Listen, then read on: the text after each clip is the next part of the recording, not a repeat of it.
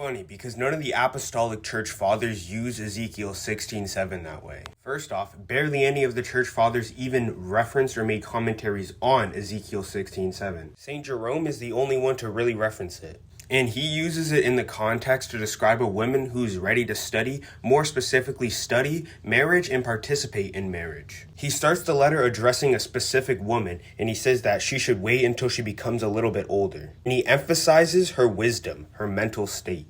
His advice to her is basically to wait until she's a little older and then study what marriage is. Questioning the prophets and the apostles on the meaning of that spiritual marriage to which she is vowed. Then, after studying what a marriage is, find a man and tell him that God has brought her to him.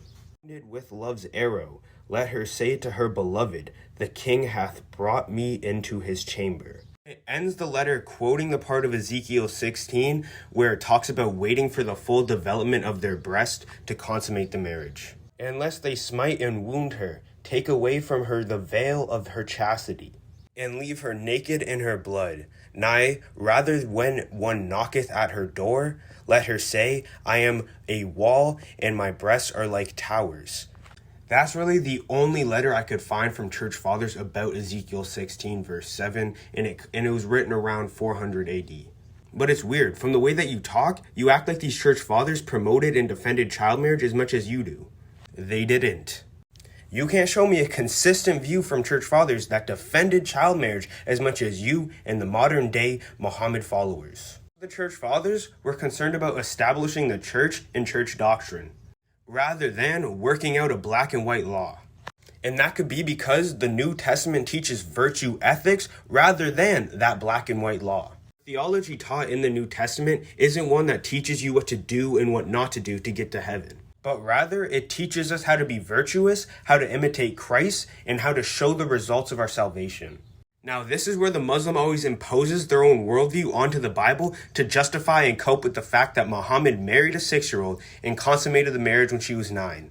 Most rational Muslims will tell you that Muhammad's marriage is not an example to follow today, and the age of his wife Aisha was not an example that he set.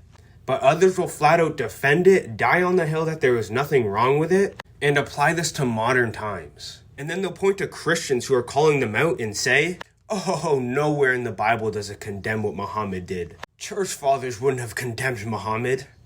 You're just a liberal. Let me marry children. But does the Bible need to directly state something for it to be unethical in our worldview? No, it doesn't. That's because the New Testament teaches virtue ethics. I've said that like 4 times now, but what does it actually mean? Virtue ethics is a worldview that is focused on building a virtuous character that will allow us to build a life of moral flourishing that will glorify God. In virtue ethics, everything that we do is a moral dilemma, as every single one of our actions or inactions contributes or takes away from the construction of our moral success to glorify God.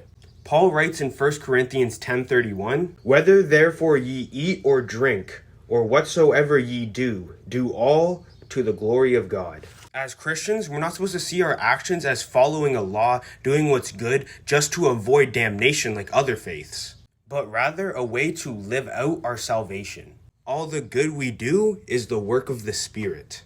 Everything we do or don't do contributes to this moral flourishing. Eating unhealthy food versus healthy food, or going to the gym or not going to the gym. It all contributes to leading a better life and ultimately glorifying God. Both eating healthy and going to the gym is using the gifts that God gave you to glorify Him. If you're doing those things out of the right intentions, of course.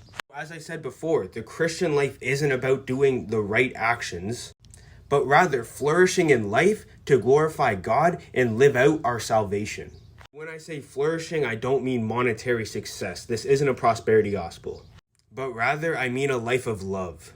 As said in the book of Matthew, chapter 22, verse 37 through 40. Even when we are facing persecution, we are called to love our enemies and pray for the people who are persecuting us. Loving someone is a lot deeper than just doing what is considered morally right to avoid hellfire. Jesus himself called out the Pharisees for doing that exact thing. They were doing what the law says, but they weren't loving their neighbor. The Pharisees idolized the law instead of embodying it. Instead of loving the Lord and their neighbors so good deeds would then come, they did good deeds in the hopes that the love would come. You can't do good deeds expecting that the love would come from them. You have to first love, and then out of the love comes the good deeds. This is where people will be quick to point out that the New Testament lays out duties for us to follow and therefore cannot be teaching virtue ethics. But the thing is that duties should come from a virtuous character. For example, a virtuous father has a duty to his children. A virtuous husband has a duty to his wife. Meaning that these commands or duties that we see in the New Testament are not the full list, but rather examples of what would come from virtuous character. So that means when the New Testament doesn't say that something is wrong, it doesn't now make that thing okay. A lot of pro-choice Christians like to appeal to this. But those same Christians are ignoring the fact that the New Testament teaches virtue ethics. Meaning that if life starts at conception and murder isn't very virtuous, that would conclude that terminating the life of a fetus is not virtuous under the New Testament teaching. You can extend the same logic to child marriage. So sad that I gotta say that is bad. But just because the New Testament doesn't outright say, "Thou shalt not marry children," doesn't mean that Christians cannot condemn it. It is a widely known fact that child marriage damages the mental and physical health of children that partake in it, therefore making it unloving, not virtuous, not okay. And this is where the followers of child marriage like to bring up Christian kings, no church fathers condemning it, blah, blah, blah, whatever they like to say to justify in their heads the marriage of 9 or 10-year-olds. But again, the New Testament is not a black and white law. And like any other religious text, it can be taken out of context, misused and abused to push whatever corrupt ideals the followers of that book want to. So my question is, why go to the people who claim to believe in the Bible to see what the Bible teaches over what the Bible actually teaches? Christian kings did all types of atrocities throughout history. And of course, a lot of them misused the Bible to commit those atrocities. But that doesn't represent what the actual Bible teaches. Just like a certain group of people out in the Middle East that are misusing your holy book doesn't show and represent what you believe. And also, child marriage wasn't as common as these people who wish it was still around today make it out to be. Leading up to the time of Jesus, during his time, and soon after his time, the Jewish and Christian world both knew that the marriage of children was unethical, and therefore it wasn't widely practiced. We see that in many historical records leading up to the time of Jesus and during his time, the average age of a Jewish bride was her mid to late teens, and sometimes as late as early to mid-20s. And there's even quotes from early medical experts that show and report the dangers of girls giving birth before they are fully grown. This again is where the defenders of child marriage try to justify child marriage by saying, oh, there's prophets and kings in the Old Testament that had child brides.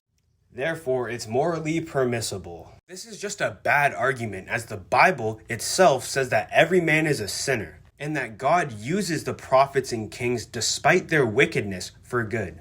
So that would simply be taking descriptions of what happened in the past out of context and applying them as prescriptions to justify whatever weird behavior you want.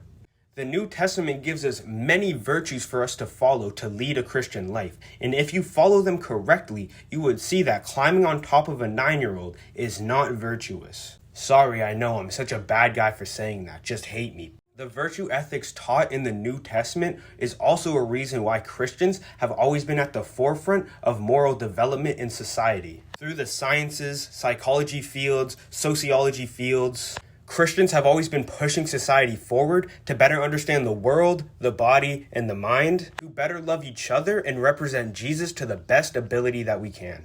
Child marriage is immoral. Stop defending it and come back to Jesus. He loves us all.